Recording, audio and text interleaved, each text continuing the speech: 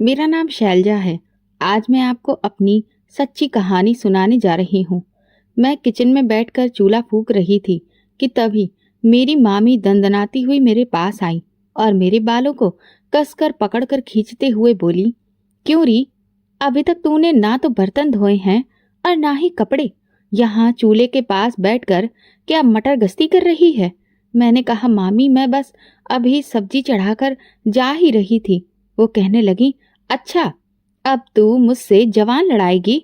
अरे तू क्यों भूल जाती है कि तेरे माँ बाप के मर जाने के बाद तेरा बोझ मैं ही तो अपनी छाती पर लिए घूम रही हूँ। लेकिन तू तो इतनी नाशुक्री है कि जरा सा भी हमारा एहसान नहीं मानती, उल्टा काम करने में मक्कारी दिखाती है। कम बखत कहीं की मनूस, तेरी वजह से ही तेरे माँ बाप मर गए। अरे तेरे मामा की अकल पर पत्थर पड़ गए थे जो तुझे यहाँ पर लेकर आ गए, वरना मैं तो तेरे जैसी मनहूस लड़की को कभी भी घर में रहने ना देती। जब से तू आई है हमारे घर में कोई न कोई मुसीबत आती ही रहती है, इसीलिए मैंने तेरी शादी तय कर दी है। अब जा और अपने पति के घर जाकर मनहूसियत फैला। इससे पहले कि मैं कुछ कहती तभी मामा दौड़ते हुए आए और उन्होंने मामी के हाथ से मेरे बाल छुड़ाते हुए कहा, कुछ तो रहम करो इस अनाथ बच्ची पर। भगवान भी सब देख रहा है। इतना जुल्म करोगी तो भगवान को क्या मुंह दिखाओगी? मामी ने तुरंत ही मामा को हल्का सा धक्का देते हुए कहा, अब तुम मुझे सिखाओगे कि मुझे क्या करना है और क्या नहीं? अरे तुम्हारी वजह से ही तो इस कमबख्त को झेल रही हूं मैं, वरना चैन से अपने घर में रह रही होती। लेकिन सुन लो जी, बस एक हफ्ता और, एक हफ्ते के बाद वो लोग आएंगे और इसे ब्याह कर यहाँ से ले जाएंगे। ये कहती हुई मामी बाहर चली गईं। मैं फूट फूट कर रोने लगी। मामा मुझे चुप करवाने लगे और कहने लगे, बेटा मुझे माफ कर देना, मेरे होते हुए भी तुझे इतना सब कुछ सहना पड़ता है। लेकिन मेरी भगवान से बस यही प्रार्थना है कि कम से कम तुझे ससुराल तो अच्छा मिले, जहाँ तेरी कदर हो, तेरा पति तुझ पर कोई आंच भी ना आने दे। ये कहने के बाद मामा भी वहां से चले गए और मैं सोचने लगी, क्या मेरी पूरी जिंदगी इसी तरह बीतेगी? न जाने मेरा ससुराल और पति कैसा होगा। शादी हो जाएगी तो मेरे बच्चे भी होंगे। क्या मैं वो सपने जो कभी मेरे थे उन्हें अपने बच्चों में देख सकूंगी? मैं बचपन से ही पढ़ने की बहुत शौकीन थी और मेरी इच्छा थी कि मैं पढ़ लिख कर अपने पैरों पर खड़ी हो सकूं, कुछ बन सकूं, लेकिन ये मुमकिन नहीं हो सका। इसलिए मैंने ठान लिया था कि मैं अपने बच्चों को खूब पढ़ाऊंगी, उन्हें खूब दिखाऊंगी और अगर मेरी बेटी हुई तो मैं कभी भी उसके साथ कोई भेदभाव नहीं करूंगी, जैसा मेरे साथ सिर्फ एक लड़की होने की वजह से होता आया था। यही सब सोचकर मैं अपने भविष्य के सुनहरे सपने सजाकर विदा होकर ससुराल आ गई। शुरुआती एक हफ्ते में ही मुझे ये समझ आ गया कि मेरे पति तो अच्छे इंसान हैं, लेकिन मेरी सास बहुत ही पिछड़ी सोच की रूढ़िवादी वाली औरत है। वो अपनी बहू से ये अपेक्षा रखती थी कि वो उनके बेटे को भगवान की तरह माने और उसके लिए ऐसे काम करे जैसे कि वो उसकी पत्नी नहीं बल्कि उसकी नौकरानी हो, जैसे मेरा कोई अस्तित्व ही ना हो। ना मैं थक सकती हूँ, ना मुझे कोई दुख या तकलीफ हो सकती है, ना मैं बीमार पड़ सकती हूँ। वो सुबह से लेकर शाम तक मुझे एक टांग पर काम के लिए नचाती रहती थी। मेरे पति ये सब देखते तो थे, लेकिन क्योंकि वो अपनी माँ से बहुत डरते थे, इसलिए कभी खुलकर मेरा साथ नहीं देते थे। वो धीरे से अपनी माँ को कई बार समझाने की कोशिश भी करते थे, लेकिन मेरी सास उन पर चिल्लाकर उनका मुंह बंद करवा देती थी। मैं अक्सर कमरे में बैठकर रोती थी। मेरे पति मुझसे कहते थे, शैलजा तुम परेशान मत हो, मैं जानता हूँ कि तुमने बहुत दुख झेले हैं और मैं तुम्हें वो सुख नहीं दे पा रहा जो तुम्हारा हक है, लेकिन मैं इसका कोई ना कोई रास्ता जरूर निकालूंगा। कुछ महीनों बाद मेरी सास ने देवर की भी शादी कर दी और फिर मेरी देवरानी के साथ भी उन्होंने वही व्यवहार करना शुरू कर दिया। ससुराल में अगर आपका पति आपके लिए कुछ भी नहीं बोल सकता है तो फिर आप खुद भी हिम्मत नहीं कर पाते कि अपने लिए कुछ कह सकें। इसलिए मैं और देवरानी चुपचाप अपनी सास के हिसाब से ही चलती रहती थी। जब मेरी शादी को एक साल हुआ तो मेरी सास ने तांडव मचाना शुरू कर दिया कि मैं अब तक पेट से क्यों नहीं हुई। लेकिन फिर भगवान की कृपा से कुछ महीने बाद ही मैं प्रेग्नेंट हो गई। मुझे लगा कि शायद अब तो मेरी सास खुश हो जाएंगी, लेकिन ये मेरी गलतफहमी थी। जब मैं पेट से हो गई तो उनकी एक नई मांग शुरू हो गई कि मुझे हर हाल में बेटा ही पैदा करना है। इसके लिए वो अपना उदाहरण देती, देखो मैंने एक भी लड़की पैदा नहीं की, मेरे सिर्फ 2 बेटे हैं और तुझे ही मेरा वंश चलाने वाला पोता देना होगा। ये सुनकर मैं बहुत परेशान रहने लगी, क्योंकि ये सब तो मेरे हाथ में नहीं था। लेकिन मेरी सास को कौन समझाता। फिर जब मेरी बेटी पैदा हुई तो मेरी सास ने उसका मुंह तक नहीं देखा। उन्होंने मुझे और मेरी बेटी को कोसना शुरू कर दिया, जबकि मैं अपनी बेटी को गोद में लेकर दुनिया की सबसे खुशकिस्मत औरत समझ रही थी। उसे जब मैंने पहली बार गोद में लिया, तभी मैंने तय कर लिया था कि मैं अपनी बेटी को खूब पढ़ाऊंगी लिखाऊंगी और वो जो बनना चाहेगी वो बनाऊंगी। लेकिन घर आते ही मेरी सास ने हंगामा करना शुरू कर दिया कि मैंने बेटी पैदा की है और अब मुझे जल्द से जल्द उन्हें पोता भी देना होगा, वरना वो मुझे मेरे मामा के घर वापस छोड़ आएंगी। ये सुनते ही मेरी सांस गले में ही अटक गई। मैंने अपने पति की तरफ देखा तो उन्होंने अपनी माँ से कुछ कहने की कोशिश की, लेकिन मेरी सास तुरंत बोली, अगर तूने भी अपनी जुबान चलाई तो समझ लेना तुझे 2 पैसे की भी अकल नहीं है। अरे अगर तेरा वंश चलाने वाला इस दुनिया में नहीं आएगा तो लोग तुझ पर थूकेंगे, तेरा मजाक उड़ाएंगे, फिर तू समाज में कैसे रह पाएगा। लोग तुझे गिरी हुई नजर से देखने लगेंगे। तुझे ये नहीं दिखता कि तेरी माँ ये सब कुछ तेरी भलाई के लिए ही कर रही है। ये सब सुनकर मेरे पति चुप हो गए। मेरी बेटी के जन्म पर जुल्म सिर्फ मुझ पर नहीं हो रहा था, बल्कि मेरी देवरानी पर भी अब बहुत दबाव बढ़ चुका था कि उसे हर हाल में बेटा ही पैदा करना होगा। जब वो गर्भवती हुई तो बेचारी बहुत घबराई रहती थी, क्योंकि उसने देख लिया था कि बेटी पैदा करने का अंजाम मुझे क्या मिल रहा है। मेरी सास अब मुझे एक पल भी सुकून से नहीं जीने देती थी। मैं अपनी बच्ची को चैन से दूध भी नहीं पिला सकती थी। वो हर वक्त मेरे सिर पर खड़ी होकर तांडव मचाती रहती थी। मैं पूरा पूरा दिन रोते हुए ही गुजारती थी और अपनी बच्ची की ठीक से देखभाल भी नहीं कर पा रही थी। इस वजह से मेरी बच्ची दिन ब दिन कमजोर होती जा रही थी और वो बहुत बीमार रहने लगी थी। एक माँ अपने बच्चे पर कोई मुसीबत नहीं झेल सकती, इसलिए मैंने अपने पति से साफ कहा कि अगर आपने इस समस्या का कोई हल नहीं निकाला तो मैं अपनी बच्ची को लेकर कहीं भी चली जाऊंगी। ये सुनकर मेरे पति गहरी सोच में पड़ गए। मैं जानती थी कि इसमें उनकी कोई सी गलती नहीं है, लेकिन अब जो परिस्थितियां थीं उनमें मैं और क्या कर सकती थी। मैं अपनी बच्ची को कष्ट में छोड़ नहीं सकती थी। धीरे धीरे वक्त गुजरा और मेरी देवरानी को प्रसव पीड़ा शुरू हो गई। उधर मेरी सास ने पहले से ही उसे धमकाना शुरू कर दिया था कि अगर उसने बेटी पैदा की तो उसका क्या हाल होगा।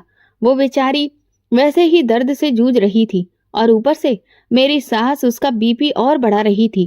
ये देखकर मुझे अपनी सास पर बहुत गुस्सा आया, लेकिन मैं मजबूरी में चुप रही। खैर, देवरानी पर भगवान की कृपा रही और उसने बेटे को जन्म दिया। अब तो मेरी सास की खुशी का कोई ठिकाना नहीं था। मैं भी देवरानी के बेटे के जन्म पर खुश थी, लेकिन अब मेरी सास मेरी बेटी को लेकर दिन रात ताने देने लगी थी। मुझे समझ में नहीं आता था कि मैं इन सब का सामना कैसे करूं। मेरी मासूम बच्ची को तो ये भी नहीं पता था कि उसकी क्या गलती है। धीरे धीरे जैसे जैसे वो बड़ी हुई, वो कई बार मेरे लाख मना करने के बावजूद भी अपनी दादी के पास चली जाती थी और दादी दादी कहती थी। शायद इसी वजह से या जो भी कारण रहा हो, मेरी सास का थोड़ा बहुत दिल पिघला और उन्होंने मेरी बच्ची को अपनाना शुरू कर दिया। ये देखकर मुझे बहुत सुकून मिला, लेकिन इसका मतलब ये नहीं था कि बेटा और बेटी का भेदभाव उनके मन से खत्म हो गया था। जो सुविधाएं, खाना पीना देवरानी के बेटे को मिलता था, वो मेरी बेटी को कभी नसीब नहीं होता था और ये सब अब मुझसे बर्दाश्त नहीं हो रहा था। फिर जब मेरी बेटी के स्कूल में दाखिले की बात आई तो सास ने साफ इनकार कर दिया। उनका कहना था कि बेटियों को पढ़ाने लिखाने की कोई जरूरत नहीं होती, उन्हें तो शादी करके चूल्हा चौका ही संभालना होता है। तो फिर बेवजह उन पर पैसा क्यों खर्च किया जाए। बल्कि अब तो वो मुझ पर दबाव डालने लगी कि मुझे जल्द से जल्द बेटा पैदा करके देना होगा। मेरी मानसिक हालत इस वजह से धीरे धीरे खराब होने लगी थी। जब मेरे पति ने ये सब देखा तो उन्होंने शहर के एक कारखाने में नौकरी ढूंढ ली। जिस दिन उन्होंने मुझे ये खबर दी कि हम अब शहर जा रहे हैं, सच कहूं तो ऐसा लगा कि जैसे किसी भारी बोझ से मुझे मुक्ति मिल गई हो। 3 दिन बाद ही हम तीनों अपना सामान लेकर शहर की ओर रवाना हो गए। लेकिन मेरी सास ने जाते जाते भी यह हिदायत दी कि जितनी जल्दी हो सके बेटा पैदा होने की खुशखबरी सुनाना। मैं जब वहां से निकली तो ऐसा लगा जैसे किसी खुले आसमान में मुझे और मेरी बेटी को पहली बार सांस मिली हो। शहर पहुंचते ही सबसे पहले मैंने अपनी बेटी का एक अच्छे स्कूल में दाखिला करवाया। सब कुछ धीरे धीरे बेहतर होने लगा था। मेरे पति की तनख्वाह अच्छी थी, इसलिए अब मैं अपनी बेटी की परवरिश में कोई कमी नहीं रखती थी। मैं भगवान का दिन रात धन्यवाद करती थी कि उन्होंने मेरी जिंदगी में सुकून भर दिया। लेकिन मुझे क्या पता था कि ये मेरी गलतफहमी थी। एक दिन जब मैं अपनी बेटी का होमवर्क करवा रही थी, तभी मेरे पति कारखाने से लौटे। वो बहुत परेशान लग रहे थे। मैंने पूछा, क्या हुआ जी? तो वो बोले, हमें अब यहाँ से जल्द निकलकर गांव लौटना होगा। ये सुनते ही मेरे पैरों तले से जमीन खिसक गई। चंद सेकंड में मेरी सास के सारे जुल्म मेरी आंखों के सामने घूम गए। मैंने घबराकर पूछा, पर ऐसा क्यों? तो उन्होंने बताया, दरअसल एक भयंकर महामारी पूरे शहर में फैल रही है, जिसकी वजह से कारखाना भी बंद किया जा रहा है। सारे मजदूर पलायन कर रहे हैं। अगर हम समय से नहीं निकले तो रेलगाड़ी, बसें, ट्रांसपोर्ट सब बंद हो जाएंगे और फिर हम यहीं फंसकर रह जाएंगे। अब तो कमाई का भी कोई जरिया नहीं रहेगा। फिर यहाँ पर रहकर खाएंगे क्या? मैंने अपने पति से कहा, लेकिन जानवी का स्कूल? वो कहने लगे, तुम पागल हो गई हो क्या? जब सब कुछ बंद हो रहा है तो स्कूल क्या खुले ही रहेंगे? ये एक बहुत ही भयंकर जानलेवा महामारी है। कब कैसे किसे हो जाए कुछ पता भी नहीं चलता। ये छूने से फैल रही है, हवा से फैल रही है, और अगर किसी को हो जाए तो उसका बचना नामुमकिन के बराबर होता है। ये सुनते ही मैं तो दंग रह गई। मैंने कभी भी ऐसी भयंकर बीमारी के बारे में सुना ही नहीं था। मेरे पति बोले, गांव में रहेंगे तो कम से कम सुरक्षित रहेंगे और रोजी रोटी भी चलती रहेगी। जानवी का एडमिशन भी हम गांव के किसी स्कूल में ही कर देंगे। मैंने कहा, ये आप क्या कह रहे हैं? तो क्या हम लोग अब वहीं पर रहेंगे? मेरे पति कहने लगे, फिलहाल तो मुझे ऐसा ही लग रहा है कि हम गांव से जल्दी वापस नहीं आ सकेंगे, क्योंकि ये बीमारी नियंत्रित करना बहुत मुश्किल होता जा रहा है। ऐसा नहीं है कि सिर्फ हमारा देश ही इस बीमारी से प्रभावित है, बल्कि ना जाने कितने ही दूसरे देश भी इसकी चपेट में आ गए हैं और वे भी इसका मुकाबला नहीं कर पा रहे हैं। ये सब सुनकर तो मुझे दिन में तारे नजर आने लगे। मैं भगवान से प्रार्थना करने लगी कि वो इस मुसीबत को जितनी जल्दी हो सके टाल दे। लेकिन सबसे ज्यादा मैं इसीलिए परेशान थी कि अब मेरी सास कहीं फिर से मेरी बेटी के साथ वही व्यवहार ना करे। खैर, जो भी हो, शाम तक हम लोग सारा सामान बांधकर गांव की तरफ निकल लिए। रास्ते में हर कोई अपने घर जाने के लिए बहुत परेशान दिख रहा था। इतनी भीड़ और भगदड़ मैंने आज तक कभी नहीं देखी थी। घर पहुंचकर हमने चैन की सांस ली। कुछ दिन तो सुकून से बीते, सास भी थोड़ी शांत हो गई थी। शायद बढ़ती उम्र की वजह से मेरे पति ने जमींदार के खेतों पर काम करना शुरू कर दिया था, क्योंकि अब घर का खर्च तो जैसे तैसे चलना ही था ना। और मैं भी अब इस बात को स्वीकार कर चुकी थी कि अब शायद हमेशा के लिए हमें यहीं पर रहना पड़े। कुछ समय बीता तो मेरी सास ने एक बार फिर से मुझे समझाना शुरू कर दिया कि अब तो तेरी बेटी 9 साल की हो गई है और इतने सालों में तू एक बेटा तक पैदा नहीं कर पाई। भला तू चाहती क्या है? क्या तू मेरे बेटे का वंश ही खत्म कर देना चाहती है? ये सुनकर मैंने उनसे कहा, नहीं माँ जी, ऐसा कुछ भी नहीं है। लेकिन उन्होंने कहा, देख, मैं जानती हूँ कि मैंने तेरे साथ बहुत बुरा व्यवहार किया है, लेकिन तू उसके पीछे की वजह भी तो समझ। मैं तेरा और तेरी बच्ची का कोई बुरा नहीं चाहती। सोच, तेरी बच्ची को भी तो एक भाई मिलेगा जो उसकी पीठ को ढक सके, जो उसके सिर पर साया बन सके। ये सब सुनकर मुझे भी लगने लगा कि शायद मेरी सास ठीक कह रही है। मेरे पति भी सास की बातों से सहमत हो गए, लेकिन हमारी लाख कोशिशों के बावजूद भी कुछ नहीं हो पा रहा था। पहले तो पास के डॉक्टर से ही मेरा चेकअप करवाया गया, दवाइयां दिलवाई, लेकिन जब उनसे भी कोई फायदा नहीं मिला तो फिर उन्होंने घरेलू नुस्खों का सहारा लेना शुरू कर दिया। इस सब में तकरीबन 2 साल का वक्त और बीत गया और वो महामारी भी अब नियंत्रण में आ चुकी थी। मुझे लगा कि शायद अब तो मेरे पति वापस शहर जाएंगे, लेकिन उन्होंने कहा कारखाने के मालिक को बहुत बड़ा नुकसान हुआ है और इसीलिए उन्होंने सारा काम बंद कर दिया है। बाकी फैक्ट्री वालों ने भी अब आधे वर्करों से काम चलाना शुरू कर दिया है, क्योंकि सबको डर है कि ये बीमारी दोबारा कब पैर पसार ले, कुछ नहीं कहा जा सकता। ये सब सुनकर मुझे यही लगा कि अब गांव में रहना ही हमारे लिए ठीक रहेगा। मेरी बेटी गांव के स्कूल में ही पढ़ने जाने लगी थी। सब कुछ सही चल रहा था, बस मैं भी अब सास की बात मानकर बेटे के लिए पूरी कोशिश कर रही थी। जो भी पूजा पाठ, व्रत, उपवास, तावीज, धागे, सास जो भी कहती मैं चुपचाप करती रही। एक दिन जब मैं अपनी सास के साथ गांव वाले मंदिर जा रही थी तो रास्ते में गांव की एक औरत मिली। उसने सास को मिठाई खिलाते हुए कहा, मेरी बहू के 4 बेटियों के बाद बेटा हुआ है। ये सुनकर मेरी सास बहुत खुश हुई और पूछने लगी, ये चमत्कार कैसे हुआ? उस औरत ने कहा, अरे तुम्हें नहीं पता, जब से हम पहाड़ी वाले बाबा से मिले हैं हमारे घर में तो भगवान की रहमत ही बरस रही है। उन्हीं के आशीर्वाद से मेरी बहू को बेटा हुआ है, वरना हम तो सालों से बेटे के लिए तरस रहे थे। और सिर्फ मेरी बहू ही नहीं, गांव की न जाने कितनी ही औरतें हैं जो पहाड़ी वाले बाबा के आशीर्वाद से बेटे की माँ बनी हैं। ये सुनते ही मेरी सास की आंखों में चमक आ गई। वो कहने लगी, ये पहाड़ी वाले बाबा कहाँ मिलते हैं? उस औरत ने बाबा का पता बता दिया। सास कहने लगी, अब तो मैं अपनी बहू को भी उनके पास ले जाऊंगी। अगले ही दिन हम पहाड़ी वाले बाबा के सामने बैठे थे। उन्होंने काफी देर तक मुझे ध्यान से देखा। न जाने क्यों मुझे उनकी नजरें बिल्कुल ठीक नहीं लगी, लेकिन भला मैं अपनी सास से क्या कहती? बाबा ने कहा, सबसे पहले हमें तुम्हारे घर आकर पूजा करनी होगी और तुम्हारी बहू को शुद्ध करना पड़ेगा, तभी तुम पोते का मुंह देख पाओगी। ये सुनकर मेरी सास बहुत खुश हो गई। अगले ही दिन बाबा अपने चेले चपाटों के साथ हमारे घर आ गए। सास ने पूजा की सारी तैयारियां कर ली थी। उस वक्त घर में सिर्फ मैं, मेरी देवरानी और सास ही थी। मेरी बेटी स्कूल गई थी और मर्द लोग काम पर। पूजा संपन्न होने के बाद बाबा ने कहा, अब आपकी बहू का शुद्धिकरण करना होगा और इसके लिए एकांत जगह चाहिए। बाबा जैसा जैसा कह रहा था हम सब चुपचाप वैसे ही कर रहे थे। बाबा मुझे मेरे कमरे में लेकर गया। पहले तो सब कुछ ठीक लगा, लेकिन जैसे ही उसने कमरे का दरवाजा बंद किया मैं डर गई। मैं कहने लगी, आप दरवाजा क्यों बंद कर रहे हैं? वो बोला, ताकि शुद्धिकरण में कोई रुकावट ना आए।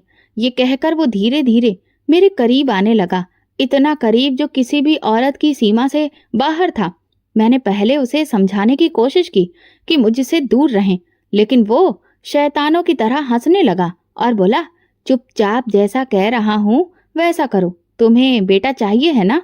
मैंने कहा, हाँ बेटा चाहिए है, लेकिन इसका मतलब ये नहीं कि मैं कुछ भी सहती रहूं। वो बोला, अगर तुमने मेरी बात नहीं मानी तो मैं अभी तुम्हारी सास से शिकायत कर दूंगा। यह सुनकर मैं थोड़ा डर गई और चुप हो गई, लेकिन फिर जो हरकत उसने की उसने मेरी आत्मा तक को झकझोर दिया।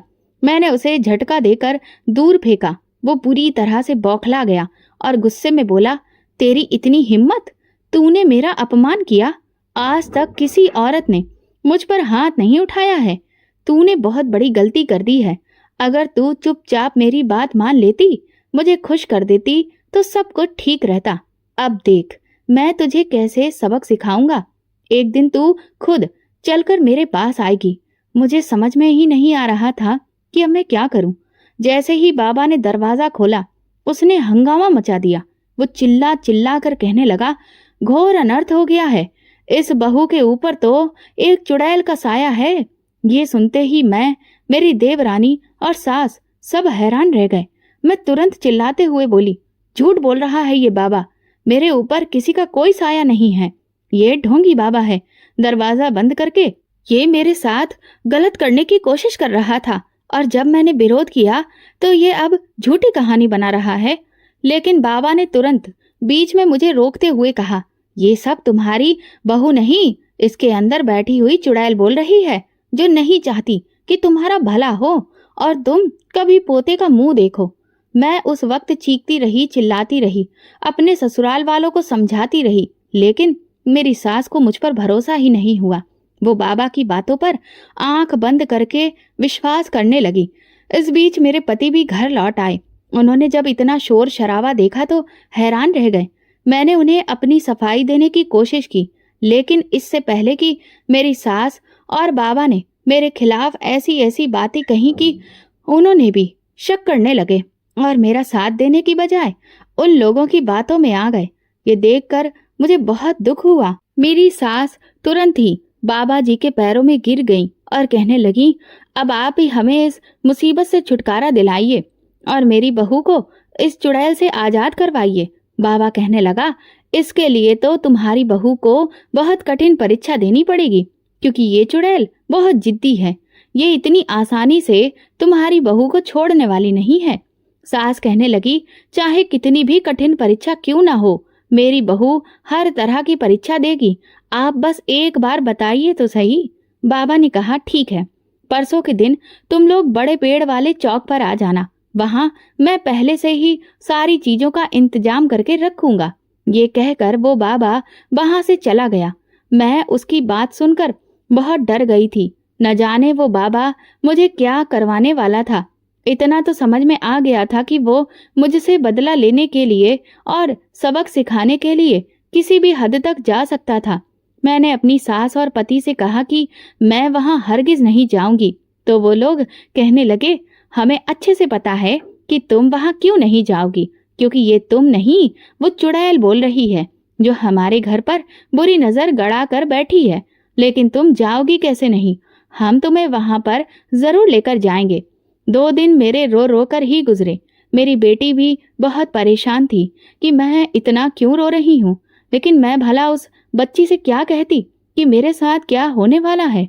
2 दिन के बाद जब जाने का समय आया तो मैं एक बार फिर से अपनी सास को समझाने लगी। मैंने उनके पैर पकड़कर भीख मांगी कि आप मुझ पर रहम करिए, मैं वहां नहीं जाऊंगी।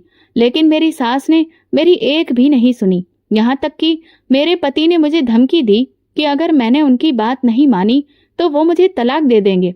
ये सुनते ही मेरी सारी हिम्मत जवाब दे गई और मैं चुपचाप उनके साथ चली गई। जब मैं वहां पहुंची तो वहां का नजारा देखकर दंग रह गई, क्योंकि सामने ही जलते हुए अंगारों का रास्ता बनाया हुआ मुझे दिखाई दिया।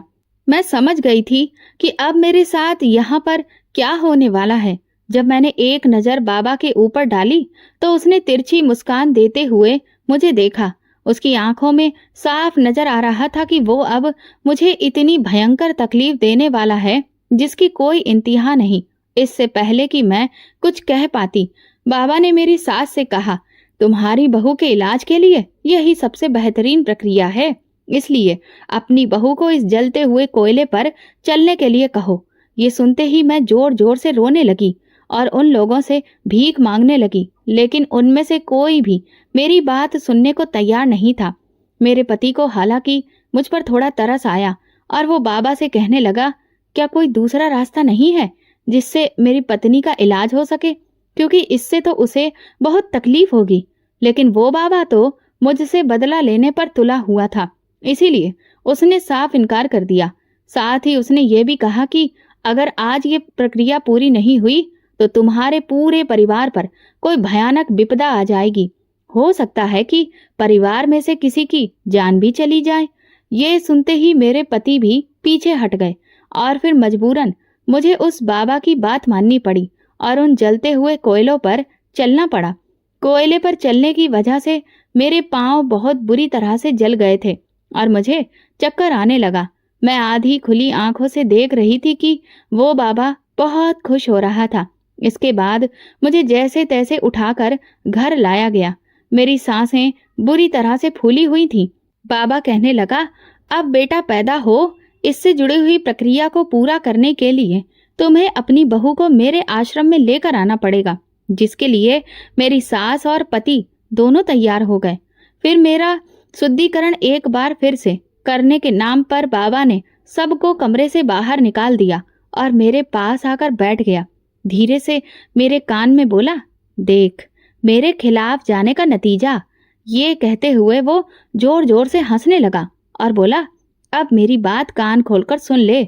अब तुझे मेरे आश्रम आना होगा और जो मैं चाहता हूँ वैसा ही करना होगा। अगर अब तूने मेरी बात मानने से मना किया तो समझ ले कि इस बार निशाना तू नहीं तेरी बेटी होगी। ये सुनते ही मेरे रोंगटे खड़े हो गए।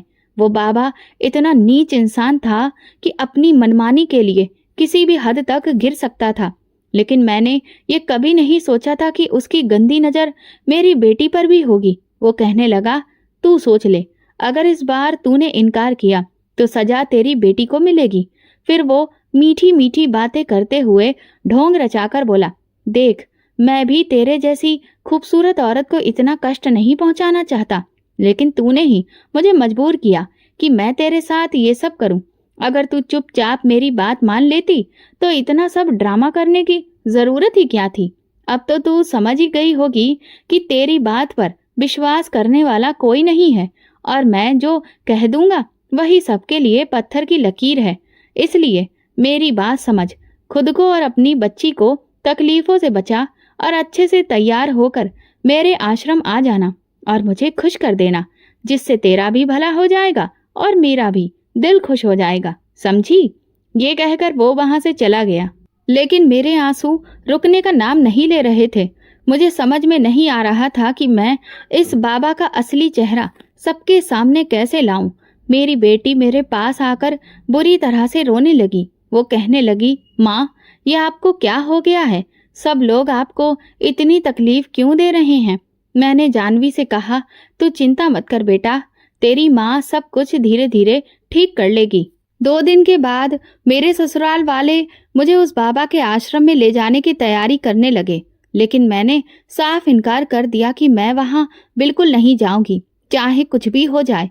मेरी सास मुझ पर बुरी तरह से भड़क उठी और कहने लगी, तू क्यों हमारे परिवार की मुसीबतें बढ़ा रही है? वो बाबा बहुत ही चमत्कारी इंसान है, तुझे आखिर दिक्कत क्या है? लगता है तेरे अंदर की चुड़ैल अभी भी नहीं गई है जो तुझे ये सब करने से रोक रही है। मैंने कहा, माँ जी आपकी आंखों पर अंधविश्वास की पट्टी बंधी हुई है। इस तरह से कभी किसी के बेटे पैदा नहीं होते हैं, लेकिन आपको तो कुछ समझ में ही नहीं आता। वो बाबा सिर्फ मेरी इज्जत के पीछे पड़ा है, इसके अलावा और कुछ नहीं। और ना जाने अब तक कितनी औरतों की जिंदगियां वो बर्बाद कर चुका है, सिर्फ आप जैसे लोगों की सोच की वजह से। ये सुनते ही मेरी सास और भी ज्यादा भड़क उठी, कहने लगी, तेरी इतनी हिम्मत कि तू मुझसे इस तरह बात कर रही है? आज तक तूने एक शब्द नहीं कहा और अब तू मुझे जवाब दे रही है। उस दिन मेरे सब्र की हदें पार हो चुकी थीं। मैं अपने दिल की सारी भड़ास निकाल बैठी, लेकिन जब देखा कि उन्हें अभी भी मेरी बातों का कोई असर नहीं हुआ तो चुपचाप अपने कमरे में लौट आई। शाम को बाहर निकली तो देखा कि मेरी बेटी जानवी उनसे खाना मांग रही थी, लेकिन वो उसे खाना ही नहीं दे रही थी। मैं तुरंत किचन में गई, खाना परोसा और जानवी को देने गई, लेकिन जैसे ही मैंने थाली उसके हाथ में दी, उन्होंने थाली मेरे हाथ से छीन ली और कहा, जब तक तू हमारी बात नहीं मानेगी तेरी बेटी भी भूखी प्यासी रहेगी। देखती हूँ कब तेरी अकड़ ढीली होती है। ये कहते हुए मेरी सास जानवी को पकड़कर कमरे में ले गई और उसे बंद कर दिया। वो बेचारी बुरी तरह से रो रही थी, माँ माँ कहकर पुकार रही थी। मैंने हाथ जोड़कर कहा, माँ जी इतनी कठोर मत बनिए, एक छोटी सी बच्ची को अपनी जिद के लिए भूखा रखना ठीक नहीं। लेकिन मेरी सास पर इसका कोई असर नहीं हुआ। उन्होंने जानवी के कमरे के बाहर ताला लगा दिया और खुद बाहर चली गईं। तभी मेरी देवरानी ने मुझे बताया कि दरअसल जब मैंने आश्रम जाने से इनकार किया था तो सास ने तुरंत बाबा को फोन कर दिया और बाबा ने ही कहा था कि आपकी बहू ऐसे नहीं मानेगी जब तक उसकी किसी कमजोरी पर वार न किया जाए। और इसी सलाह पर उन्होंने जानवी के साथ ये सब किया ताकि मैं मजबूर हो जाऊं। ये सुनते ही मेरा गुस्सा 7वें आसमान पर पहुंच गया। उस बाबा को मैं जान से मार देना चाहती थी, लेकिन कर कुछ नहीं सकती थी। मैं इतनी मजबूर थी कि अपनी भूखी बच्ची को खाना तक नहीं दे पा रही थी। अब मेरी आखिरी उम्मीद सिर्फ मेरे पति थे। जब वो थोड़ी देर बाद लौटे तो मैंने उन्हें सब कुछ बता दिया। मेरी बात सुनकर वो चुप हो गए, लेकिन जानवी की आवाजें सुनकर उनका दिल पसीज गया और वो मेरी सास से कहने लगे, जानवी के साथ ऐसा मत कीजिए, मैं शैलजा को समझा दूंगा, वो कल मेरे साथ ही आश्रम जाएगी। ये सुनते ही मेरी सास ने जानवी को बाहर निकाल दिया और मैं अपनी बेटी की खातिर चुपचाप अपनी इज्जत दांव पर लगाने के लिए तैयार हो गई। अगले दिन मैं तैयार होकर अपनी सास और पति के साथ आश्रम जाने के लिए निकल गई। जाते वक्त मेरी बेटी मेरे गले से लिपट गई और बोली, माँ आप मत जाइए। मैंने उसके सिर पर हाथ फेरते हुए कहा, बेटा तू फिक्र मत कर, तेरी माँ जल्दी ही लौटेगी। फिर मैं आश्रम पहुंच गई। मुझे देखते ही बाबा की आंखों में चमक दुगनी हो गई थी। वो मुझे खुशी खुशी अपने कमरे में ले गया और अंदर से दरवाजा बंद कर दिया। फिर मुझे चारपाई पर बिठाकर बोला, देखा, मैंने कहा था ना कि मैं अपनी हर इच्छा पूरी करके ही रहता हूँ। उसके चेहरे पर जीत का अहंकार साफ दिख रहा था। वो बोला, अब तू यहाँ से भाग भी नहीं सकती, क्योंकि अगर तूने ऐसा किया तो तेरी बेटी भुगतेगी। मैंने कहा, तुझे क्या लगता है, क्या तुझे भगवान नहीं देख रहा? भगवान तुझे ऐसी सजा देगा जिसकी तूने कल्पना भी नहीं की होगी। ये सुनते ही वो बाबा जोर जोर से हंसने लगा और बोला, हम ही यहाँ के भगवान हैं, समझी, और जो हम कहते हैं वही सबको मानना पड़ता है। यहाँ कोई नहीं है जो मुझे सजा देगा। अब समय बर्बाद मत कर और मुझे खुश करने के बारे में सोच।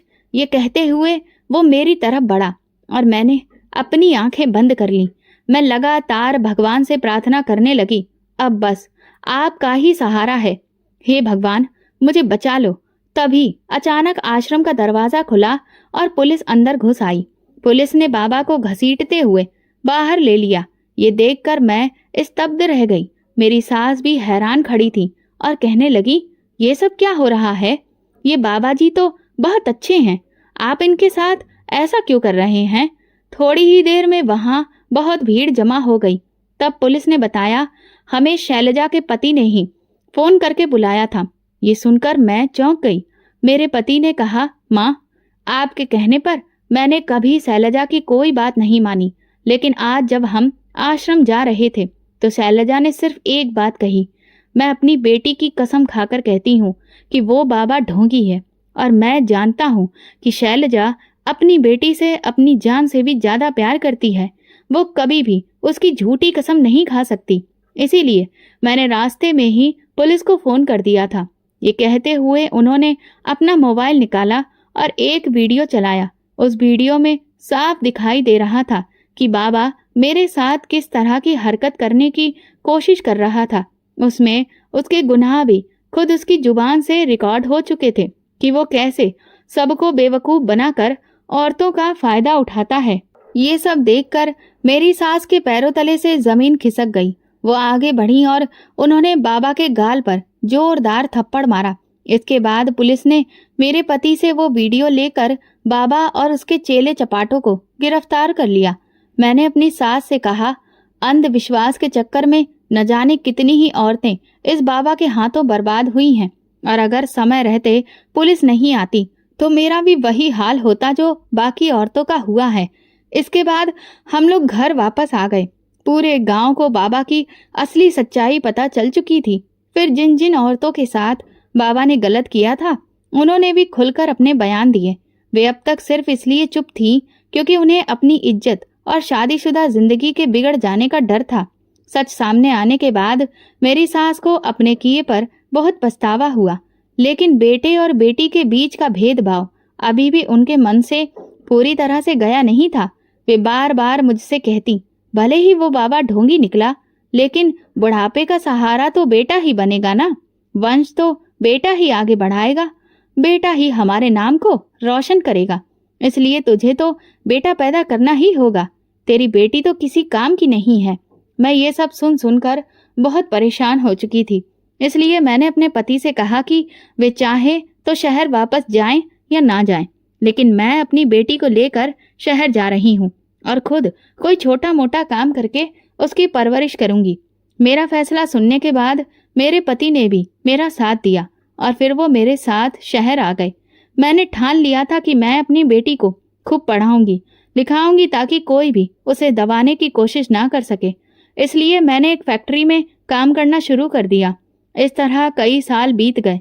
फिर एक दिन मेरे देवर का फोन आया और उन्होंने बताया कि माँ जी की आंखों की रोशनी अब पूरी तरह से चली गई है, इसीलिए वे उन्हें शहर भेज रहे हैं और हम उन्हें किसी अच्छे डॉक्टर को दिखाकर उनका इलाज करवा दें। कुछ समय बाद मेरी सास शहर आ गई। अब उन्हें पूरी तरह से दिखना बंद हो गया था। हम उन्हें एक बड़े अस्पताल में लेकर गए। डॉक्टर ने उन्हें देखकर कहा कि इनका ऑपरेशन होगा, जिसके बाद उनकी दोनों आंखें पूरी तरह से ठीक हो जाएंगी। मेरी सास इस बात से बहुत परेशान हो गई कि ऑपरेशन का खर्चा बहुत ज्यादा होगा और इतने पैसे कहाँ से आएंगे। लेकिन मेरे पति ने उन्हें समझाया, आप फिक्र मत करें माँ, हम जैसे तैसे सब कुछ संभाल लेंगे। फिर मेरी सास का ऑपरेशन हो गया। कुछ दिनों के बाद जब उनकी आंखों की पट्टी खुली तो उन्हें सब कुछ साफ दिखाई देने लगा। लेकिन जैसे ही उनकी नजर डॉक्टर पर पड़ी तो वो चौंक गईं। उन्होंने कहा, ये? मैंने कहा, हाँ माँ जी, ये आपकी पोती जानवी है। इसी ने आपका ऑपरेशन किया है और आपकी आंखों की रोशनी वापस आई है। ये सुनते ही मेरी सास ने तुरंत जानवी को अपने पास बुलाया, उसके दोनों हाथों को चूमा और उसे आशीर्वाद दिया। फिर उन्होंने मेरे सामने हाथ जोड़कर कहा, मुझे माफ कर दो शैलजा, मैं हमेशा यही कहती रही कि बेटा ही नाम रोशन करता है, लेकिन तूने मुझे गलत साबित कर दिया। तेरी बेटी ने तो बेटों से भी बढ़कर करके दिखाया है। ये सुनते ही मैं अपनी सास के गले लग गई। उस दिन मुझे इस बात की बहुत खुशी थी कि कम से कम मेरी सास को ये समझ आ गया कि जितने बेटे प्यारे होते हैं उतनी ही बेटियां भी प्यारी होती हैं।